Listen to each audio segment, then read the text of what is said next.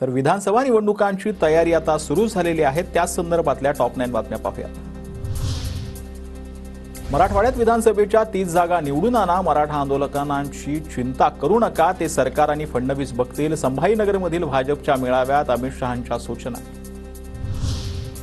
विदर्भ भाजपच्या हातून गेलाय, मोदी शहांनी कितीही प्रयत्न केली तरी काँग्रेस 45 जागा जिंकणार, शहांच्या दौऱ्यावरून विजय वडेट्टीवारांचा निशाणा।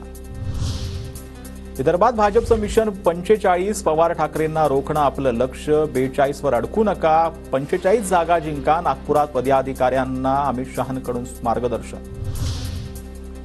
बाजार गुणगे काल आम्हाला खतम करण्याची भाषा करून गेले, कोण खतम करतं बघतोच, उद्धव ठाकरेंचा अमित शहांना आव्हान। अमित शहा आले की झोप न लागल्यानं ठाकरे अशी विधानं करतात, उद्धव ठाकरेंच्या अमित शहांवरील टीकेनंतर बावनकुळेंचा हल्लाबोल। किती जागा पडणार याचा अमित शहा आढावा घेत आहेत, अमित शहांच्या महाराष्ट्र दौऱ्यावरून जयंत पाटलांचा खोचक टोला। भाजपनं लोकसभेतही 45+ निर्धार केला होता, पण ते यशस्वी झाले नाहीत। हा महाराष्ट्र आहे, गुजरात नाही। विदर्भातील मिशन 45च्या भाजपच्या घोषणेवर बच्चू कडूंची टीका। पवारांनी ठाकरेंशिवाय मार्ग नाही असं शहांना देखील वाटतं। शहांच्या ठाकरे पवारांवरील वक्तव्यावर सुळेंची प्रतिक्रिया।